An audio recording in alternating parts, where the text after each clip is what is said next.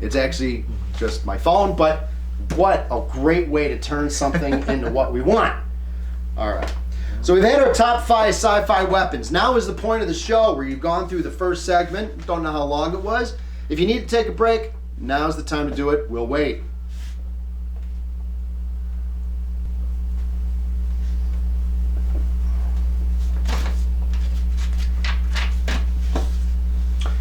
Welcome back.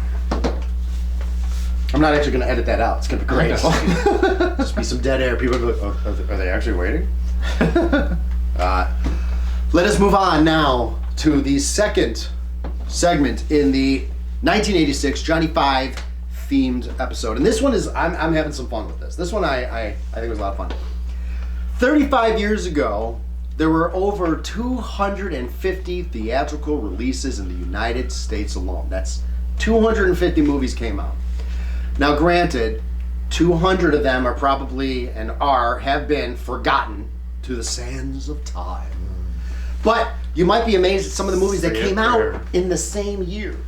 And some of these that have become absolute huge cult classic movies that did horribly at the box office. Yes, so we have 2 parts of this segment. The first one is we're gonna just quickly share the top 5 Johnny 5's top grossing films of 1986. The ones that got the top 5 highest box office in that year.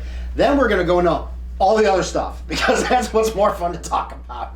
So let's start with our top 5 list. Why don't we go back and forth? Let's start from the bottom up. Let's start with the 5th highest grossing movie of 1986 was.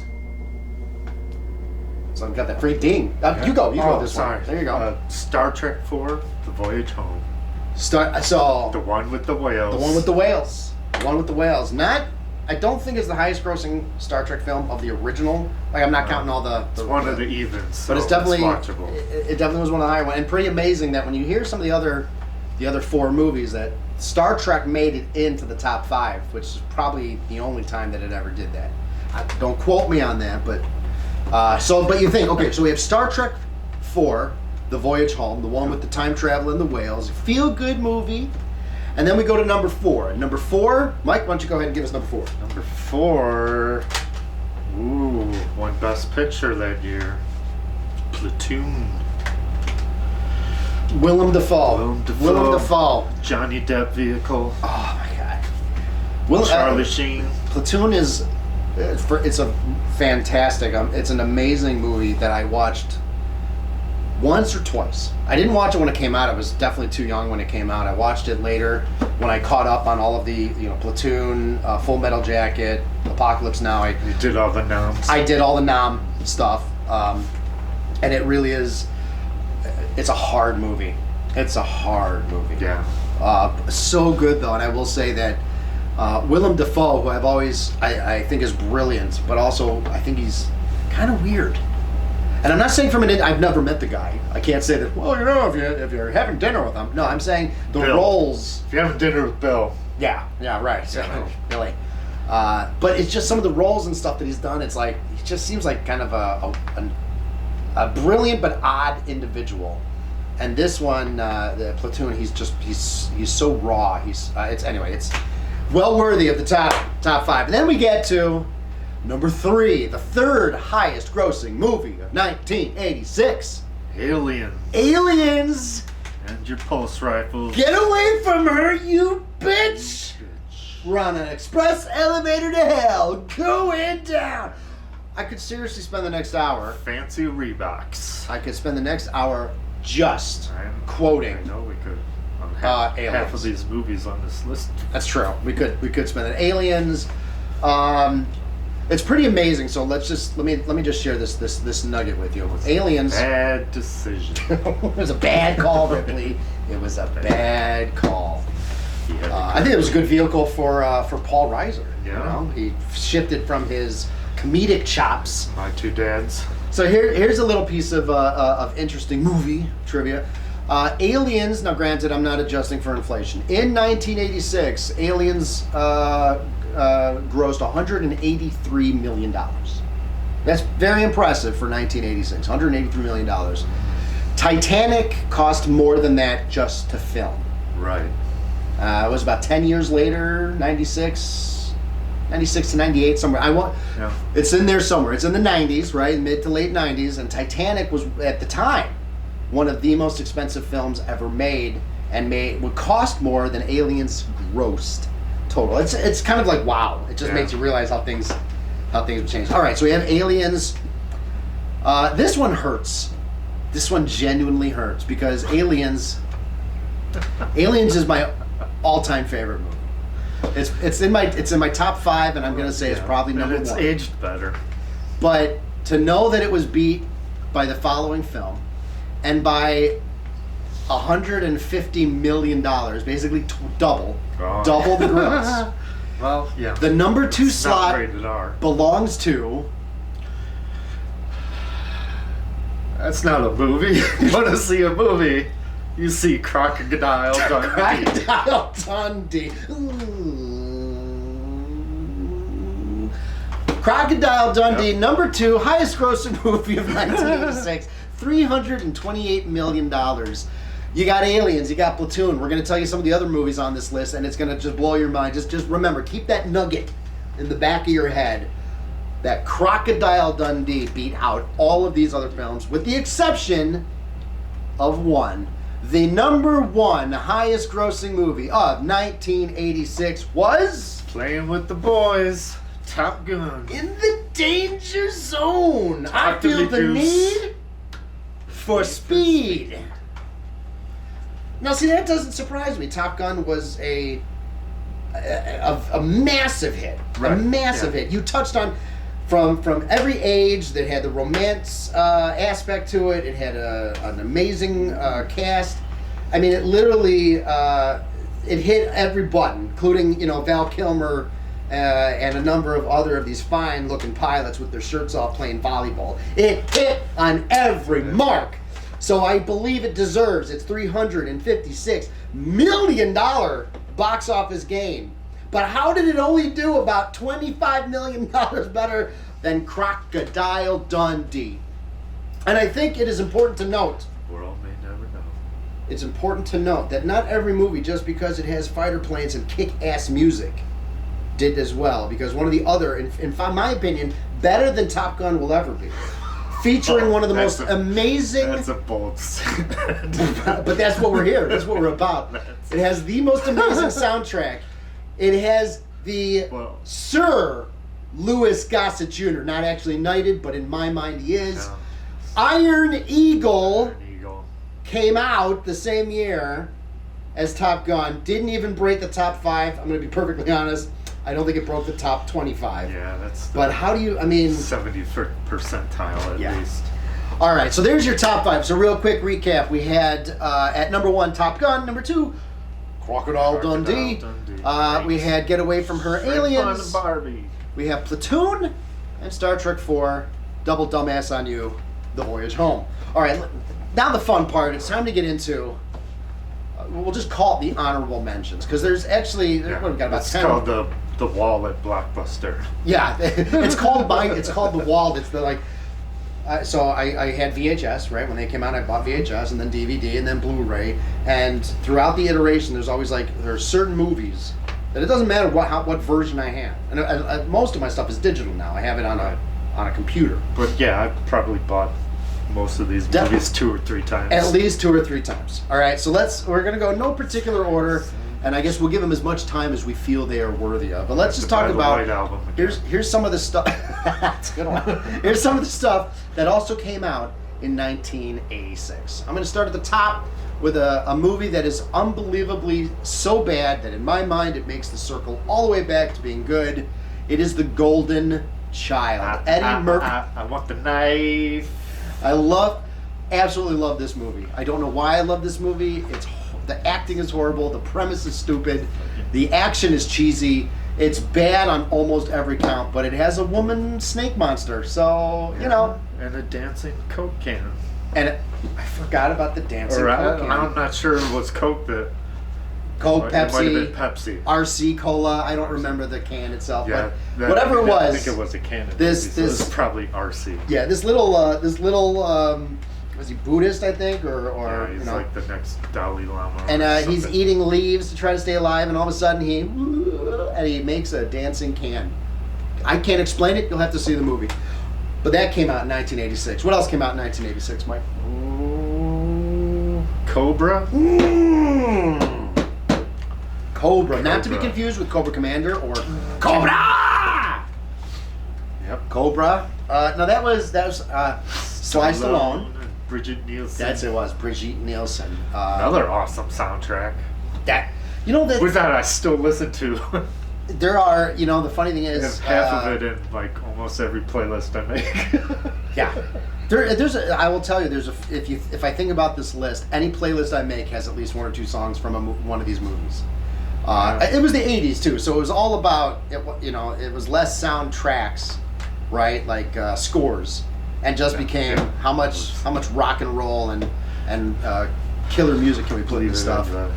So we said Short Circuit's on the list. Here's a movie that still actually scares the hell out of me. Not necessarily because it's graphic, but just the premise of it. And I think it's the way it was done was just truly a perfect type of scary thriller type movie.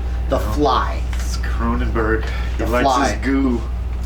Jeff Goldblum and the makeup effects. That movie to this day, I love it. Giving birth to Giving birth to a giant maggot. I mean, you can't write these things anymore, right?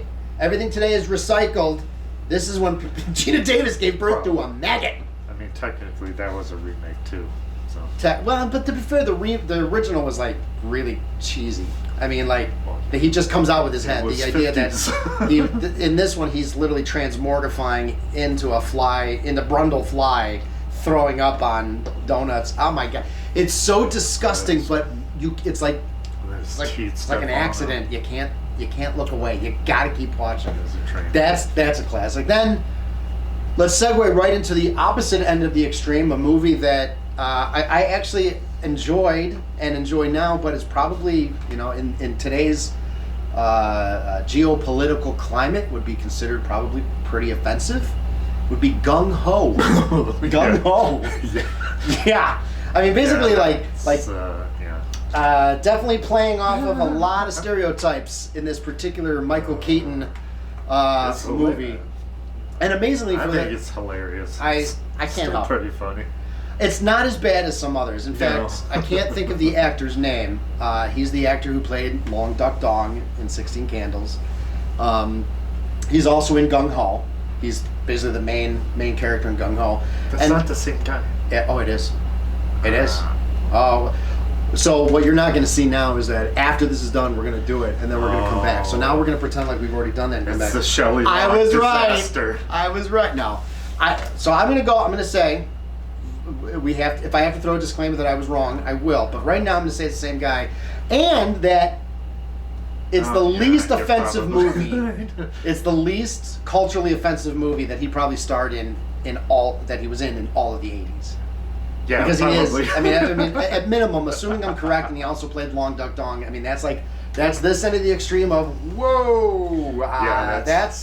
That's Song of the South territory there. We don't watch that anymore in front of anyone. At least there was some aspects, at least of the time, relevance around Japanese automakers and coming to America. At least that piece. But do they still manage to definitely hit on some tropes? Yeah, they sure do. All right, what do we got? What else is on our honorable mentions list? Oh, we got Three Amigos. Three Amigos. We got.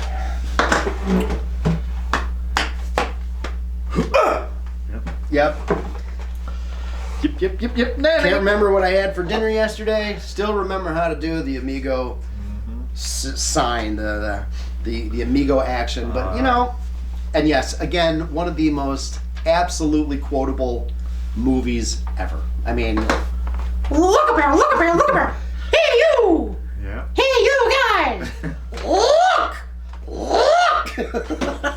And that's not even one of the funny ones. That's just this movie is a sweater. Oh, I mean, it's just. again, if you think about it, a little playing on the, little bit. Crinkles start falling out of the sky. You know. Okay, I have to say, so far of all the movies on the list, if you have never seen the Three Amigos, for some reason it's before your time, or you just didn't see it, please, as a personal favor to me, go watch the Three Amigos. It is kind of, to me, it's like the Blues Brothers. It took these great performers from Saturday Night Live or SCTV, and it's one of the few movies where they turned it into a movie, or they used the cast and built a movie, in that spirit of Saturday Night Live, and they were gems. Blues Brothers and Three Amigos, to me, are like the gems of what they came out with. And Wayne's World. Can't overlook Wayne's World, yeah. All right. Or you go with Spies Like Us. Came out that Also year good. as well. Spies Like Us, absolutely. Doctor. Doctor. All right. Look it up on YouTube. We got a few more here, so let's chew through these. Let's see. Okay, so we have, like, at the bottom of the barrel, a movie that no matter how much I want to like it, I couldn't like it then, I don't like it now. Howard the Duck. Howard the Duck is. I love Howard the Duck. I hate Howard the Duck. I find it unwatchable. You got big old duck boobies. Yeah, well, How do you go wrong? You can't. I guess you can't. For you, I guess that's. You got Oscar winner Tim Robbins. If you're into that sort of thing, I don't get me wrong. It should work. It just, and even the animatronics, the puppeteering, whatever that they used is not bad for the time, but it just doesn't get. Howard the Duck is an exceptionally crass character, and they made him crass, but not crass enough. Yeah. So it was like, you either play it safe and make it a kids movie, or you push the envelope and you make it like Deadpool. Anyway, I think they missed the mark. All right, what else do we got? Highlander. No. Highlander. There could be only one, or two, or five Highlander and a series. Then where we retcon the original. You know what the sad part is? The series wasn't bad. We're not going to talk about the series. I won't. Here it is. I promise I won't talk about the series. But if you look at the movies, the first Highlander is a good movie. It was unique. It was like kind of like an Arthur Legends history or a historical premise, then a modern day premise. It had sword fights. It kind of like hit on a lot of different buttons. The overacting. Mr. Krabs. Yeah, overacting for Mr. Krabs was just brilliant. Hello, sisters. yeah. Man, that might not be so safe anymore, but I loved it. I still to this day love it. Like I go back and I watch it, and I still love it. I love the friendship aspect between Sean Connery, who at that point was really doing a string of just the absolute worst movies of all time. That's actually kind of when he finally started. We thought he was moving out. And then he came back for Highlander 2. So I still love it though. But every movie since then, absolute garbage. Yeah, because they changed. Absolute garbage. But even that, it's just they're bad. They're just. Oh yeah, and then they're bad too. They're bad. All right, let's wrap it up with the last couple. We got to go with this one because this is the one where I mentioned earlier that it might blow your mind to find out that this movie did abysmal. It did worse than Howard the Duck. It did worse than the Delta Force. It did worse than, the only movie on my list that it did not do worse than was GoBot's Battle of the Rock Lords. So just bear that in mind. This movie just barely eked out past GoBot's Battle of the Rock Lords. Would you be amazed to know, Mike, that movie is Big Trouble in Little China? In Little China. I love how Next surprise. It's been on the list, but I appreciate the what? No. That's right, folks. Big Trouble in Little China, one of the worst earners in our list, and still to this day, one of my all-time favorites. It's probably still in my top 5. It's right up there with Aliens. Definitely one of the best John Carpenter movies. Right there. I mean, between John Carpenter and Kurt Russell in Big Trouble in Little China, you got that, Escape from New York, and The Thing. These are that's your trifecta. If you're playing the trifecta of John Carpenter, Kurt Russell, that's it. That's just it. You ruined it, L.A. Yeah, LA that never happened. But hard to believe Big Trouble in Little China didn't do as nearly as well as most of these other movies. Of course, only time will tell because most people have not heard of The Golden Child. Probably unless they're our age, they have no idea about Gung Ho or Delta Force or Howard the Duck, and yet I bet many of them know about Big Trouble in Little China. You just go to these Comic Cons and anime cons, and it's still pretty big. Yeah.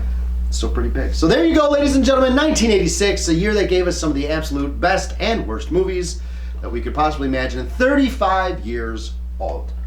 Now, before we move on to the next segments and a much-needed potty break, we are going to take a moment to talk about another fad that seemed to pick up in the early and mid-'80s. Now, probably a couple years before these mentions, really started the breakdancing movement. And unfortunately, by '86, breakdancing was already kind of moving its way down. We'd had Breakin', Breakin' 2, the Electric Boogaloo. I always forget the other one. There was another Breakin' movie. Oh, Beat Street. Beat Street, thank you. Breakin' in it. Breakin', and so we had a bunch of these like breakdancing. We got to dance to save our lives, and we had Flashdance, a number of these. But then it started to shift really from like dancing your way to victory to extreme sports, and not like your Rudy, right? You had that. You had your great sports, classic sports movies, definitely in the '70s. And '80s, but this is going into I'm going to let every sport needs its own movie. Right. So that's how you get American Anthem, the gymnastics movie. That's right. That's how you get for every Remember the Titans. We need to have an American anthem, gymnasticking our way to freedom, qualifying for the Olympics. It's intense. It's right up there with the. This came out later, but that's like the cutting edge. Yeah. Yeah. Google the movie. That's the Cutting Edge. Movie. That's a figure skating movie, long before the one with John Heder and Will Ferrell. Yeah. Long before. This was a serious romantic comedy figure. Okay. Wow. Enough said. But what other extreme? Well, then you move into the extremes, and you got Rad, which is the BMX movie. BMX was the shit. Yeah. BMX was the shit in the '80s. If you had a BMX, you were getting you were the shit. Yeah. I mean, I had a banana seat. I didn't have a bike. Let's move on to the next entry, please. Thrashing. The better of the Gleaming Cube skateboard movies. Skateboard. Yeah, real big on skateboards. Skateboarding was getting real, extremely popular. Competitive skateboarding, definitely getting very popular. Okay, I gotta ask about this. I don't know this movie. This is one of the movies on your list that I do not know. I have never seen. What is Windrider? Windrider is about... Look at the way he says it. The Windrider, you ass! Starring Academy Award winner Nicole Kidman. Get out! I mean, granted, it was like 30 years before Academy Award. It was their follow-up to BMX Bandits. But this is, the extreme sport of windsurfing. Of course they would make a movie literally about anything. Any sporty type thing. All right, so then I think we have to have our honorable mention. This movie in itself, while not an extreme sport movie, has by far probably one of the most extreme sport moments. Would you like to share the most extreme sport moment in 1986? The Triple Linden. The Triple Linden. And now for those 4 people that have seen the movie, why don't you tell everyone else what the Triple Linden is? Diving. It's collegiate diving in Back to School. Rodney Dangerfield, 1986, Back to School movie, also featuring one of the best back and forth exchanges between him and the late Sam Kinison. And if you look up, again, if you don't know who Rodney Dangerfield is, Oscar nominee Robert Downey Jr. all you need to do is look up Rodney Dangerfield, and then ask yourself, this guy does a triple dive, and what he does is he goes to the high dive, jumps and flips onto the next board, jumps and flips onto the third board, and then jumps and flips and does a dive. I'm going to go out on a limb and say he probably used a stunt. Oh, double. it's clearly a stunt double. It's a guy who, first of all, right there, shaved 150 It also has pounds. Johnny from Karate Kid is the villain. Oh yeah, he's in the film. Oh my, well that I He's probably the have not seen captain of that. the diving team. That makes sense. I haven't seen that movie probably since the 80s, so I might have to go back. Although I'm gonna guess that's probably, especially knowing Rodney Dangerfield, there's probably some stuff not safe for watching in front of It has San Quentin. Well, here's the thing, right? And this probably is its own segment. So again, right now, if you need to take a few minutes, go ahead and we'll be right back.